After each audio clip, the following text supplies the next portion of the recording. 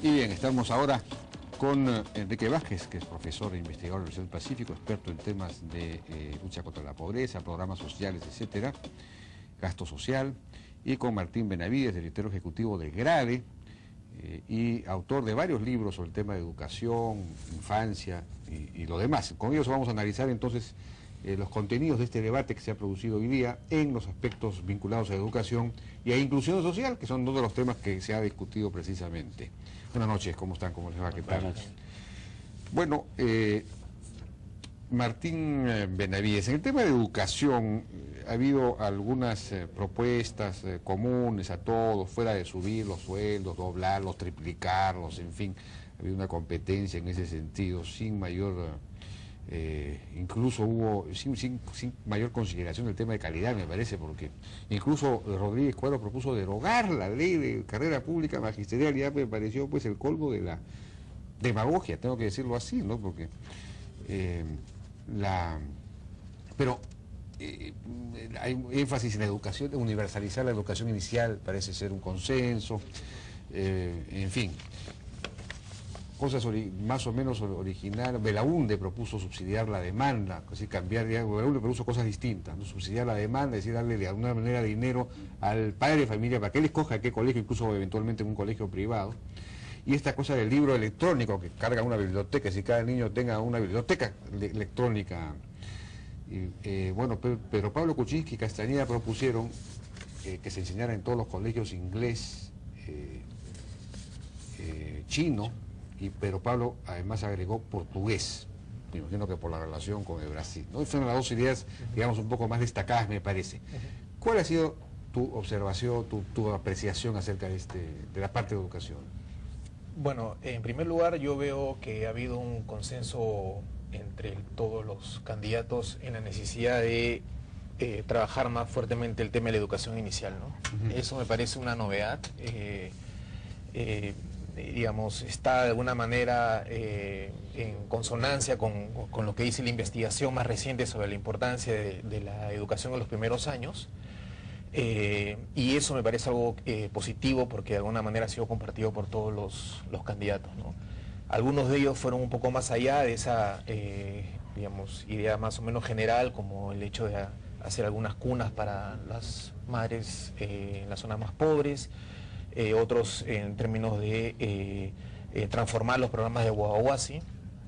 Pero en general, digamos, la idea de la educación inicial está situada en el debate fuertemente, ¿no? A partir incluso de, porque educación inicial pensamos en los niños a partir de ¿qué? 3, 4 años, pero claro, estaban hablando, cuando hablan de guaguasis, ya prácticamente desde 1 año. Claro, ahí digamos ya es cuando entran a tallar los detalles más técnicos, ¿no? Digamos, no ha habido mucha claridad si están hablando entre la población de 0 a 2 años o de 3 a 5 años.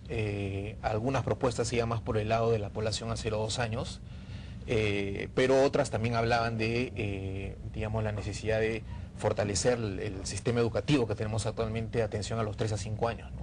¿Qué sería lo más realista? ¿Qué se puede proponer el Perú de aquí a 5 años en ese tema específico de la primera infancia, de la educación inicial y todo eso?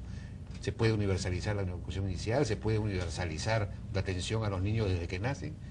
¿Qué se puede hacer? No sé.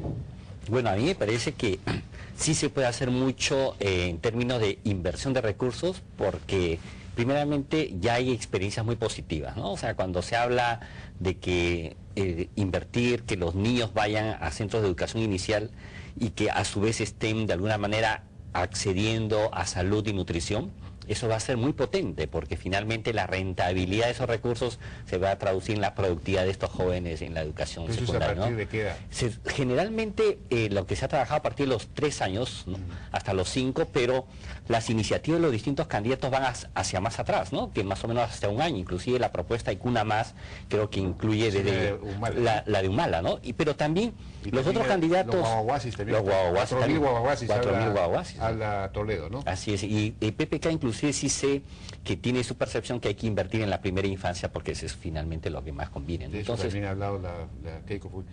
Pero ¿qué es lo realista? Es decir, ¿qué se puede plantear? Porque en este momento ni siquiera la educación inicial a partir de los 3 años o 4 años está universalizada.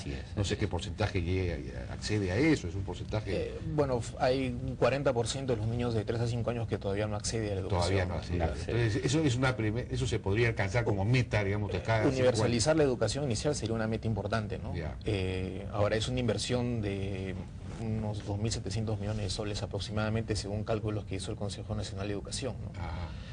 Por ejemplo, ese tipo de discusiones es importante tenerlas, ¿no? En el contexto de, digamos, de este casi generalizado acuerdo de que tiene que aumentar la cantidad de recursos en la educación, ¿cómo se distribuirían esos recursos en términos de cuánto va para educación inicial, cuánto va para los otros niveles, cuánto va para la educación superior, ¿no? Esas decisiones son decisiones que además se tienen que tomar pronto, porque la discusión del presupuesto ya empieza a partir de julio, ¿no? Entonces, ¿2.700 millones de soles al año? No. Universalizar la educación inicial costaría ahorita adicionales. Sí, ¿Por año? Adicionales, sí. Eso es bastante. Según cálculo del Consejo Nacional de Educación. Sí. Eso es casi algo más de medio punto del PBI. Sí, ¿no? Es fuerte, ¿no? Pero tenemos que ir a una pausa, me están pidiendo, regresamos. Ahora, si tienes claro, lo tienes todo. Cuenta ganadora del BBVA Banco Continental presenta a Shakira en concierto. Adelante. Para que nada te detenga, Rimac Seguros.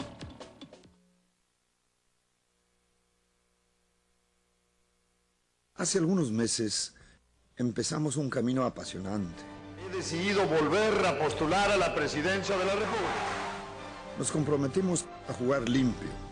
Una propuesta por cada insulto que reciba. Ya han sido tantos los insultos que nos han hecho trabajar mucho. Hemos propuesto una economía con precios estables, como ya lo hicimos. Hacer del Perú una potencia industrial para generar más y mejores puestos de trabajo. Una revolución educativa con oportunidades para los jóvenes y una salud de calidad para todos. Venimos compartiendo nuestras propuestas con los sueños de millones de peruanos. Ellos atacan, nosotros proponemos, porque solo con propuestas al Perú no lo para nadie. ¿Quieres entradas a tus espectáculos favoritos? Con Scotia Puntos sí las tienes. Canjea entradas a conciertos y a todo tipo de espectáculos en Teleticket. Porque Scotia Puntos te ofrece la más grande variedad de premios para que tengas todo lo que te imaginas mucho más rápido. Scotiabank. Solo en Sodimac, escritorio con cristal templado y base en metal a solo 249 soles 90. Pósters con bastidor de 60 por 80 centímetros, 6 diseños diferentes a solo 29 soles 90. Piensa en muebles, piensa en Sodimac. Sodimac Home Center. El país está creciendo, pero ¿cómo podemos doblar nuestra participación? Veamos el cuadro. Esto pertenece a la capital. Pero Lima no es suficiente. Perdón. Hay que expandirse. Arequipa, Trujillo. Ya nos hemos pasado de las 6. Buen fin de semana. Cuando llega el fin de semana, eres otro. El Comercio presenta su nueva edición de fin de semana. Para tu yo del fin de semana. Noticias contadas de una forma más fresca y entretenida. Disfrútalo. Desde este domingo 6, arma tu menú con el nuevo coleccionable del Comercio. Muchas recetas para que cocines con los ingredientes que ya tienes en casa. Todos los martes y jueves gratis con el Comercio.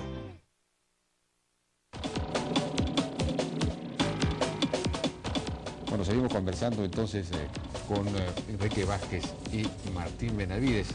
Bueno, para culminar la parte de educación, me decías en la pausa que no se ha tocado el tema de gestión, por ejemplo, ahí estaría la principal reforma, ¿no es cierto? Sí, bueno, esa ha sido una ausencia también casi generalizada, ¿no? Digamos, gestión implica, por ejemplo, preguntarse qué se va a hacer con las unidades de gestión educativa local, ¿no? Que son estas unidades que intermedian entre el gobierno nacional y las escuelas en el contexto de la descentralización. Además es un tema sumamente relevante, ¿no? Y sabemos que la SUGEL tiene problemas de corrupción, de falta de capacitación de funcionarios. No sabemos tampoco cómo se proponen mejorar los procedimientos internos en el propio Ministerio de Educación, como para evitar situaciones como las que, llegado casi al final del año, no se haya gastado más que 40% del presupuesto que tenían asignado. Entonces, eso implica un mejoramiento de los procesos internos. No sabemos tampoco cómo ese tema está siendo tratado por los candidatos. tampoco, por ejemplo, cómo se van a reclutar los funcionarios que van a trabajar en el Ministerio de Educación, ¿no? Eso también me parece sumamente importante. Digamos, la carrera pública al interior del propio ministerio, ¿no? Una de las cosas que, por ejemplo, yo creo que se ha perdido en los últimos años es el liderazgo del sector, ¿no? Hemos tenido un ministerio bastante silencioso, ¿no? En términos de salir a silencioso convocar. pero activo, han hecho reformas, ¿no? Sí, digamos, han empezado a implementar la carrera pública magisterial con grandes problemas, ¿no? Pero problemas que tienen que ver con liderazgo, precisamente. Con liderazgo, ¿no? claro. Entonces, a eso voy, ¿no? Estamos en una fase en la cual, por ejemplo, hablando de la carrera pública magisterial, se necesitaría mucho liderazgo para hacerles los cambios que se necesitan hacerle. Claro. No llegar a un extremo de eliminarla, porque eso fue una ley que costó, digamos, un consenso importante entre varios sectores, pero sí es necesario implementar una serie de reformas, claro. ¿no? Para eso necesitamos liderazgo y capacidades a nivel de los funcionarios del sector, ¿no? Claro, capacidad de análisis acerca de qué cosas está pasando. De análisis y de implementación, ¿no? ¿Algo más sobre el tema de educación? Bueno, yo creo que para mí importante es el tema que incorporan dentro de su análisis la importancia de la tecnología, ¿no? La parte técnica, la educación técnica.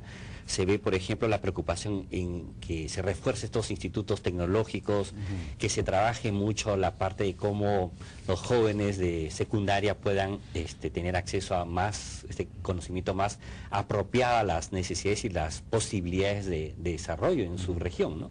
Sí. Creo que sí, hay elementos positivos. También he visto la preocupación por las zonas rurales, que ahí sí, como tú sabes, en la medida que los jóvenes al no asistir o tener oportunidades de educación secundaria, se comienza a incubar este problema de la transmisión intergeneracional de la pobreza, sobre todo el caso de las adolescentes, ¿no? Yo creo que al menos los temas lo tienen claro, el cómo, como bien Martín precisaba, no tienen el detalle de cómo se van a ejecutar estas buenas intenciones. Bueno, quizás también faltó tiempo. Ahora, en el tema de inclusión social, que fue uno de los 3 temas que tocaron, donde ahí entra todo lo que son los programas de lucha contra la pobreza, etcétera. ¿Cómo viste el asunto? Bueno, en tema de inclusión social, nuevamente percibo que no tienen esta claridad de que hay que distinguir el tema de alivio de reducción de la pobreza, ¿no? Bueno, el tema de alivio, todos han dado un discurso político, ¿no? Porque no se han ido contra los programas sociales, sino más bien dice, voy a reforzar los programas sociales, voy a estar al lado de las organizaciones sociales de base. Como tú sabes, de los 8.600 millones que demandan todos estos programas sociales, más de 1.000 millones no están adecuadamente utilizados, ¿no? Entonces, ahí evidentemente el discurso político es estoy contigo, pero después esperamos que después que salga elegido el candidato realmente haga ajustes, porque realmente hay un desorden.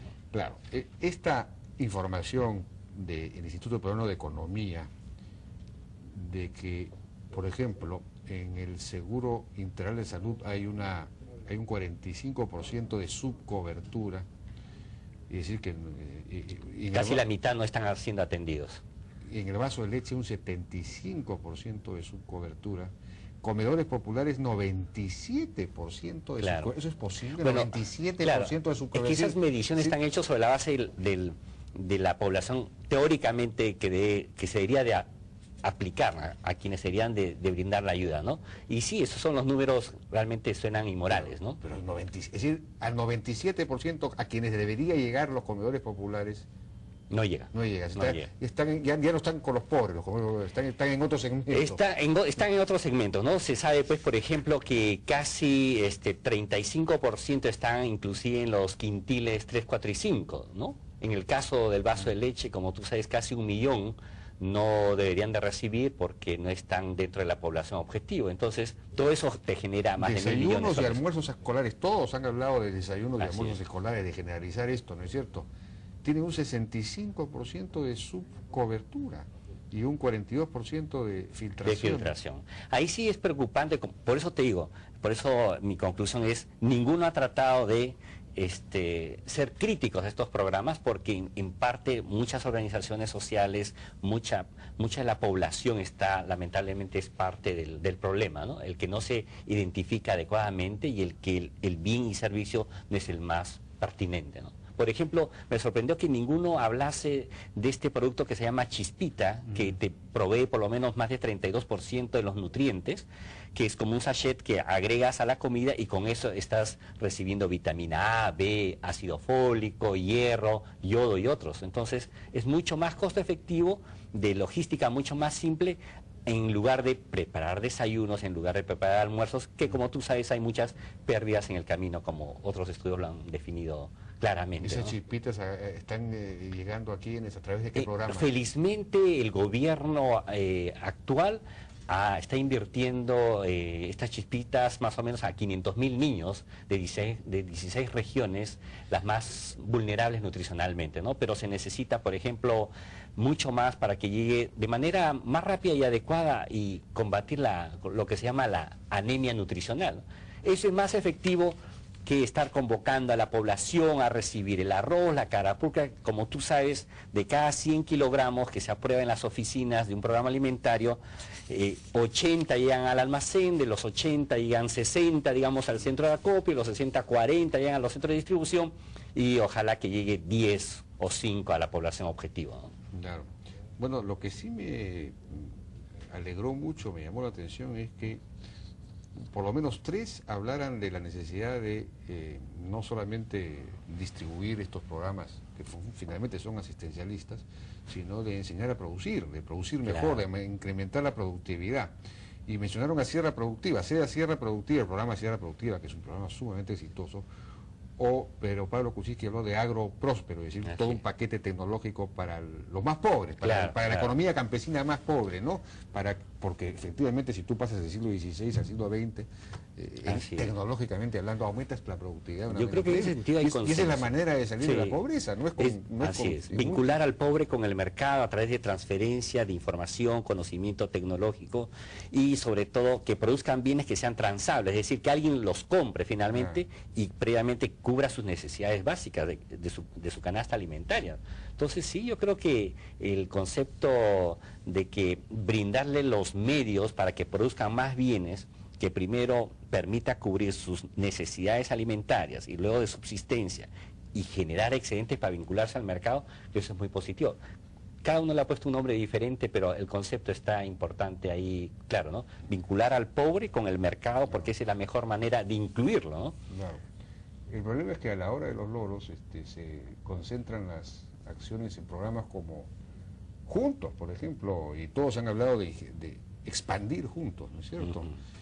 Bueno, Juntos se supone que ha estado funcionando más o menos bien. Yo no sé realmente si ha estado funcionando realmente bien, ¿no? Bueno, el tema de la condicionalidad es lo difícil, ¿no? Y estoy seguro que Martín coincide de que es muy complejo controlar que los niños estén yendo a los colegios, ¿no? Y que están asistiendo al número de horas adecuados, en el caso de los centros de salud, o que estén recibiendo las raciones alimentarias. Es un tema de monitoreo del cumplimiento de la condicionalidad, pero de todas maneras... no es simplemente un programa de repartición de dinero. Es reparto de dinero. Es lo peor que puedes hacer. Pero, por ejemplo, en ese sentido creo que Toledo está pensando, y algo positivo veo, es que hay que vincular a esta persona pobre que está recibiendo esta ayuda a actividades productivas, ¿no? Que le genere el ingreso, ¿no? Entonces eso en ese sentido está bien, ¿no? Esto es por el lado de alivio, ¿no? Como te decía. Y el otro tema, disculpa, el tema de la reducción, ¿no? Solamente Kuczynski y Rodríguez precisan de que para sacar a estos pobres de la condición de necesidad, lo más importante es que se genere empleo digno, ¿no? Kuczynski habla de 3 millones, ¿no? Y el caso de Rodríguez de 2 millones.